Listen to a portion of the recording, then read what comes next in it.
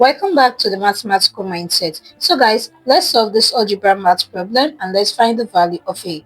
So we know that a multiply a is going to give us a raised to the power of 3 minus a multiply a will give us a square, and this is equals to what? 100.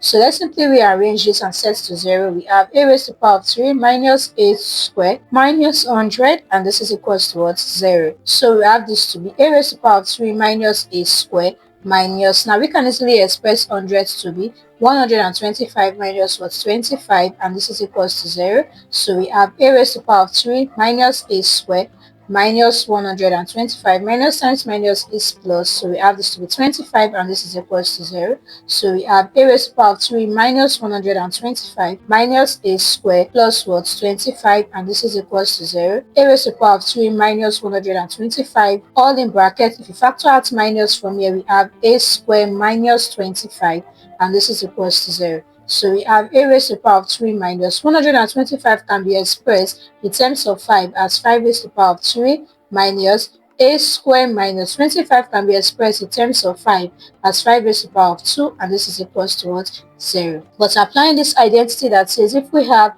a raised to the power of 3 minus b raised to the power of 3, this is equals to a minus b multiply a square plus ab plus b square. I'm applying this identity that says if we have a square minus b square, this is equals to a plus b multiply a minus b. So applying this identity, we have this to be a minus 5 multiply a square plus a multiply 5 plus 5 square minus a plus 5 multiply a minus was 5, and this is equals to 0. We have a minus 5 multiply a square plus a multiply 5 is 5a plus 5 square is 25 minus a plus 5 multiply a minus 5, and this is equals to 0. So from here we have a minus 5 and a minus 5 to be common. So if you factor that out, we are going to have this to be a minus 5. If you factor that out, we have a square plus 5a plus 25 minus, if you factor out a minus 5, we have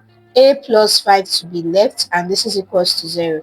So we have a minus 5 multiply a square plus 5a plus 25 minus times a is minus a minus times plus is minus 5, and this is equals to 0. So we have a minus 5 multiply a square plus 5a minus a plus 25 minus 5, and this is equals to 0. So we have a minus 5 multiply a square plus 5a minus a is 4a plus 25 minus 5 is 20, and this is equals to 0.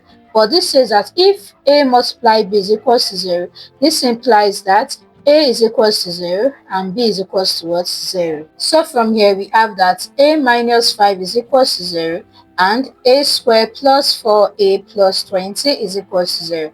So we have a is equals to 0 plus 5 and a is equals to 5. So I'm going to call this a1. So we have the first value of a. So for this one, we apply the quadratic equation that says if we have ax squared plus bx plus c equals to 0, this implies that x is equals to minus b plus minus the square root of b squared minus 4ac divided with 2a, where a is equals to 1, b is equals to 4, and c is equals to 20. So applying this, we have that a is equals to minus 4 plus minus the square root of b square is 4 square minus 4 multiply a, which is 1, multiply c, which is 20, divides 2 multiply a, which is 1. So a is equals to minus 4 plus minus the square root of 4 square is 16 minus 4 multiply 1 multiply 20 will give us 80, divide 2 multiply 1 is 2. So we have this to be a is equals to minus 4 plus minus the square root of 16 minus 80